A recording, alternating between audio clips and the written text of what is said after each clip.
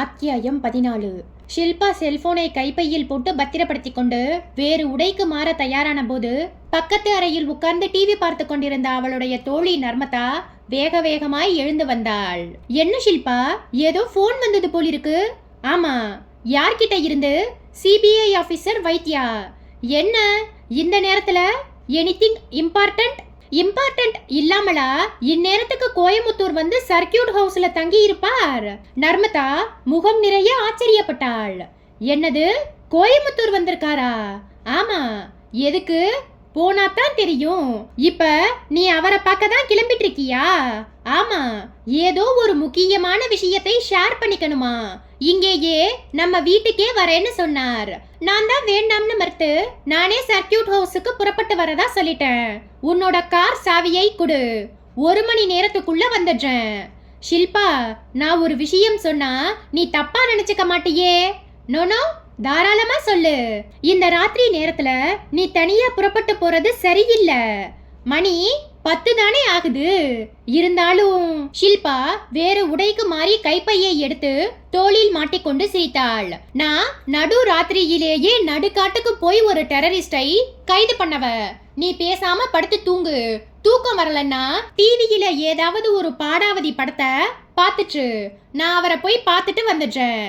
ஷில்பா சொல்லிக்கொண்டே நர்மதா எடுத்து கொடுத்த கார் சாவியை வாங்கி கொண்டு வீட்டை விட்டு வெளியே வந்து போர்டிகோவில் நின்றிருந்த காரை நோக்கி போனாள். பின்னாலேயே வந்த நர்மதா தவிப்போடு ஷில்பா என்றாள்.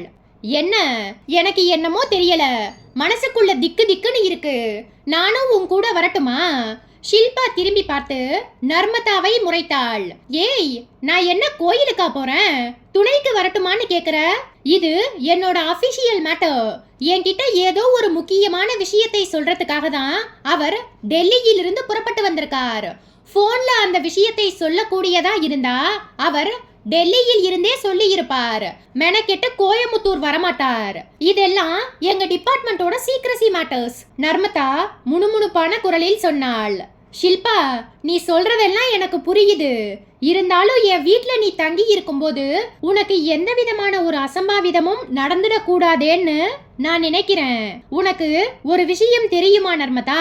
நான் கோயமுத்தூர்ல இருக்கிற விஷயம் டிபார்ட்மெண்ட் பீப்புள் யாருக்கும் தெரியக்கூடாதுன்னு சொல்லி என்னை உன்னோட வீட்ல தங்க சொன்னதே அந்த சிபிஐ ஆபீசர் வைத்தியா தான். நான் இப்ப இன்வெஸ்டிகேட் பண்ணிட்டு இருக்கிறது ஒரு வில்லங்கத்தனமான விவகாரம் தான். அதுக்காக பயந்து போய் பிரச்சனைகளை ஃபேஸ் பண்ணாம இருக்க முடியுமா என்ன? ஒரு சின்ன சிரிப்போடு ஷில்பா சொல்லிக்கொண்டே காருக்குள் ஏறி உட்கார்ந்தாள். நர்மதா கேட்டை திறந்து வைக்க கார் வெளியேறி சாலையின் இருட்டுக்குள் கலந்து ஹெட்லைட் வெளிச்சத்தின் உதவியோடு வேகம் பிடித்தது. அந்த இரவு 10 மணி வேளையிலும் கோவை நகர தெருக்கள் போக்குவரத்து நிரம்பி காணப்பட்டது. ரோட்டோர டிஃபன் கடைகளில் கூட்டம் தெரிந்தது. மேம்பால வேலைகள் நடந்து கொண்டிருந்த காந்திபுரம் 100 அடி சாலையில் கார் நிதானமான வேகத்தில் சென்று கொண்டிருந்த போது அவளுடைய செல்போன் கைப்பைக்குள் இருந்து கூப்பிட்டது. எடுத்து பார்த்தாள். சிபிஐ ஆபீசர் வைத்தியா தான் கூப்பிட்டு கொண்டிருந்தார். ஷில்பா காரை ரோட்டோரமாய் ஒதுக்கி நிறுத்தி கொண்டு தன்னுடைய செல்போனை எடுத்து காதில் வைத்தாள். சொல்லுங்க சார். என்னம்மா ஷில்பா, புறப்பட்டுட்டியா? வந்துட்டு இருக்கேன் சார், ஆன் தி வே. இப்போ எந்த இடத்துல இருக்கேம்மா? காந்திபுரம் 100 அடி ரோட்ல. ஷில்பா, நம்ம மீட்டிங் பாயிண்ட் இப்போ சர்க்கியூட் ஹவுஸ் இல்லை, RS புரம் பிரகாசம் ரோட்ல பழைய ஜட்ஜ் பங்களா ஒன்னு இருக்கு. அந்த இடத்துக்கு வந்துடு. என்ன சார், திடீர்னு சேஞ்ச் ஆஃப் பிளேஸ்? அது ஒன்னும் இல்லம்மா, இன்னைக்கு ராத்திரி 11 மணிக்கு மேல சர்க்கியூட் ஹவுஸுக்கு ஒரு மந்திரி வராருன்னு தகவல் வந்தது.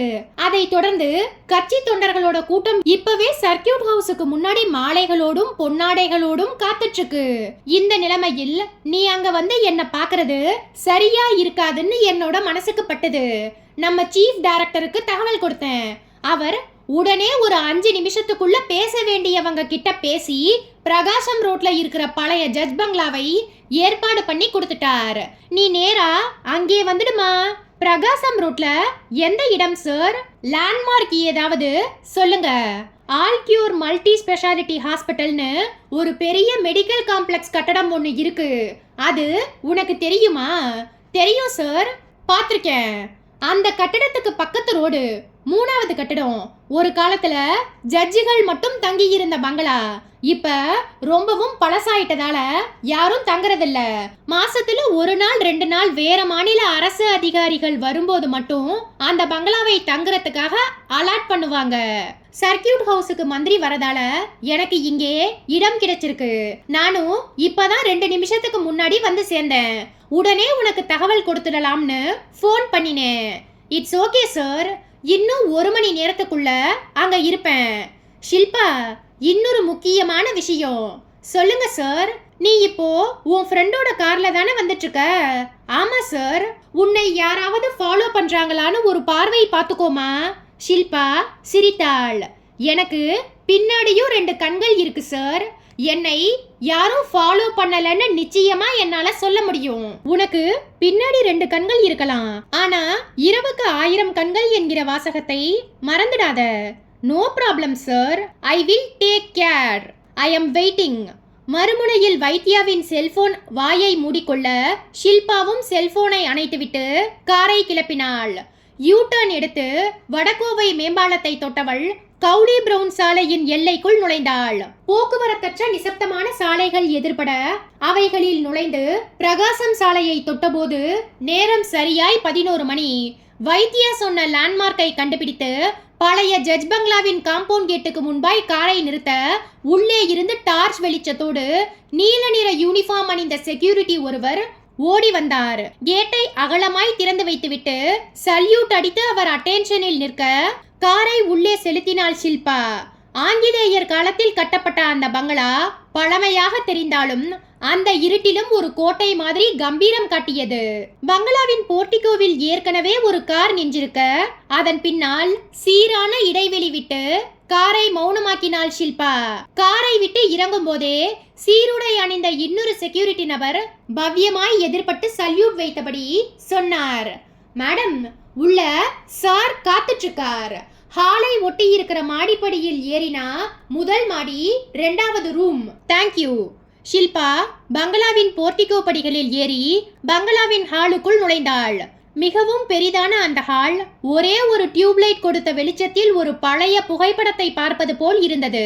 ஹாலின் 2 பக்க மேற்புற சுவர்களிலும் பதவி வகித்த பழைய ஜட்ஜ்களின் புகைப்படங்கள் பெரிய மர சட்டங்களோடு தொங்கிக் கொண்டிருந்தன.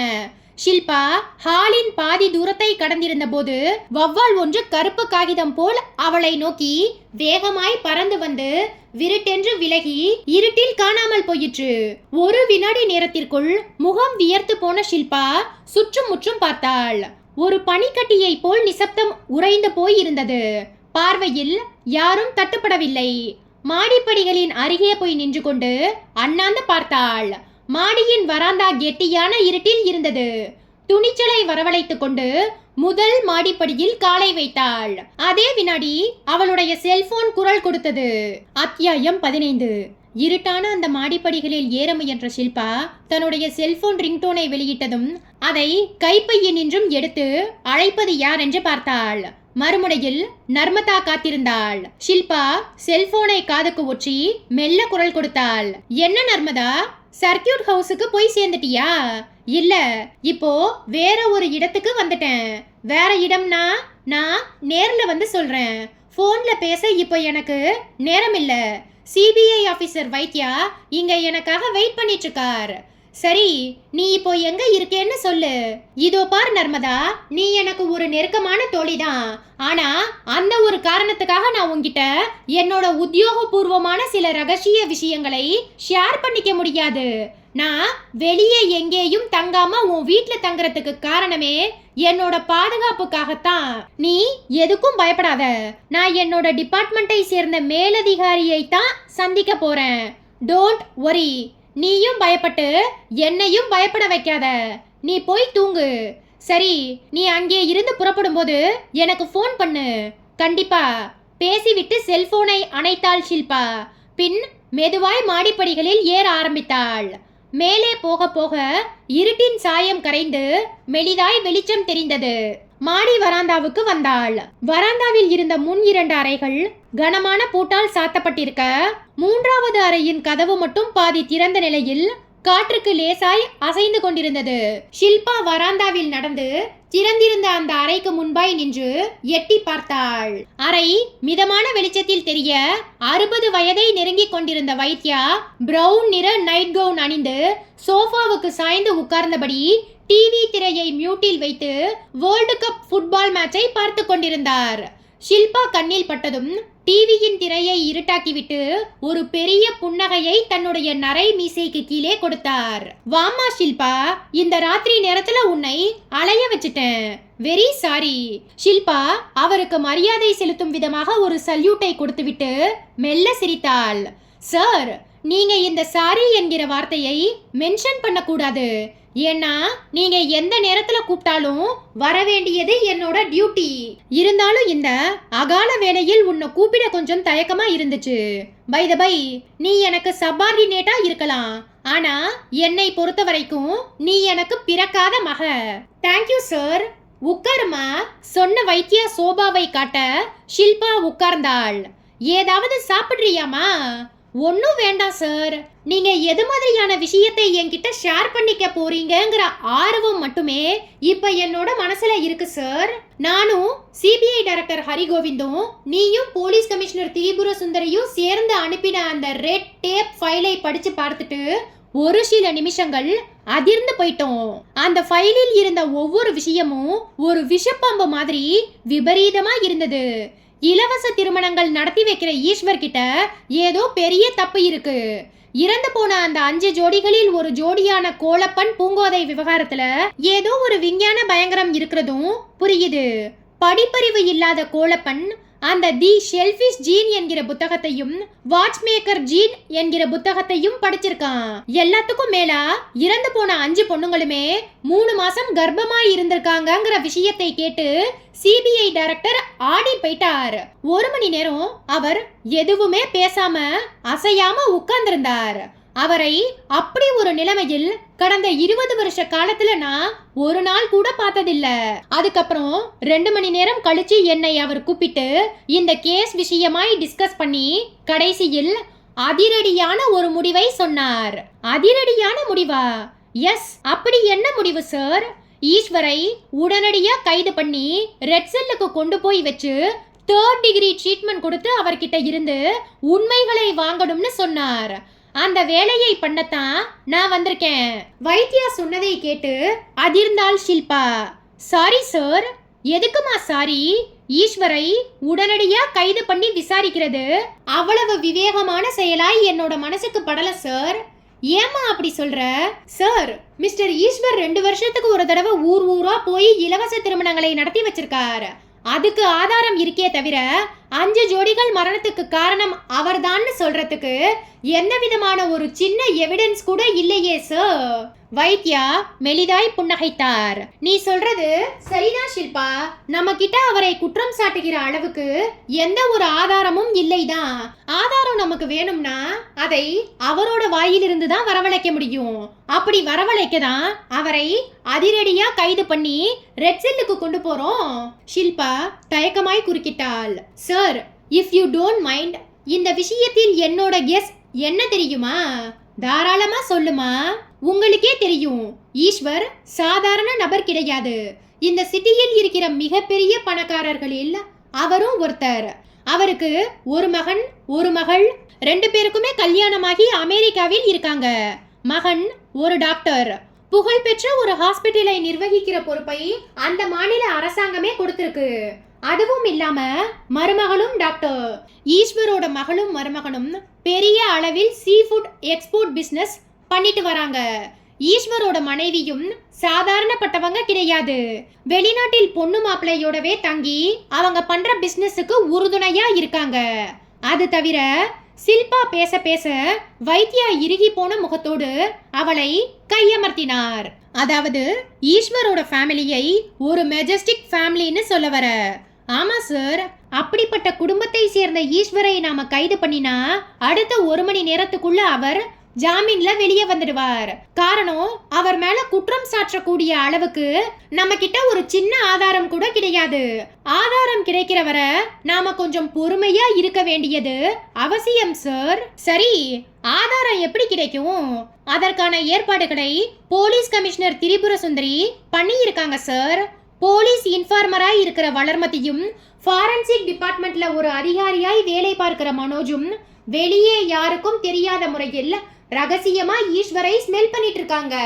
வைத்தியா மென்மையாய் ஒரு புன்னகை பூத்தார். அந்த 2 பேர்னால எதையுமே கண்டுபிடிக்க முடியாது. ஏன் சார் அப்படி சொல்றீங்க? அந்த வளர்மதி ஒரு குடும்ப பொண்ணா இருந்தாலும் இது மாதிரியான இன்வெஸ்டிகேஷனில் ரொம்பவும் திறமைசாலி. ஏற்கனவே போலீஸ் கமிஷனர் திரிபுர சுந்தரி கொடுத்த 4-5 அசைன்மெண்ட்டை சக்சஸ்ஃபுல்லா முடிச்சிருக்கா. அது எனக்கும் தெரியும் ஷில்பா. ஆனா ஈஸ்வரை ஸ்மெல் பண்ற இந்த இன்வெஸ்டிகேஷனில் வளர்மதியால் எதையுமே பண்ண முடியாது. ஏன் சார் முடியாது? ஏன் முடியாதுன்னா கட்டு சொத்துக்குள்ள எலியா? அந்த எலி வேற யாருமே இல்ல, அந்த ஃபாரன்சிக் ஆபீசர் மனோஜ் தான். என்ன சார் சொல்றீங்க? அதிர்ச்சியில் கண்கள் விரிய கேட்டுக்கொண்டே எழ முயன்ற ஷில்பாவை கையமர்த்தினார் வைத்தியா. உட்காருமா, இந்த விஷயமே உனக்கு அதிர்ச்சியா இருந்தா இன்னும் நான் சொல்ல போகிற விஷயங்களை கேட்டா அதையெல்லாம் நீ எப்படி தாங்கிக்க போற? சார், வளர்மதியோடு சேர்ந்து இன்வெஸ்டிகேஷனை பண்ண போகிற மனோஜ் நம்பகரமான நபர் இல்லைன்னு சொல்ல வரீங்களா? ஆமா, இது உங்களுக்கு எப்படி சார் தெரியும்? ஒருத்தர் சொன்னார். யார் சார் அது? வைத்தியா ஒரு கேலி புன்னகையோடு சொன்னார். கொஞ்சம் பின்னாடி திரும்பி பார் ஷில்பா, அது யாருன்னு உனக்கே தெரியும். ஷில்பா வியர்த்து போயிருந்த முகத்தோடு மெல்ல திரும்பி பார்த்தாள். சுவரோரமாய் இருந்த வார்ட்ரோபின் மறைவில் இருந்து சின்ன சிரிப்போடு வெளிப்பட்டான் மனோஜ்.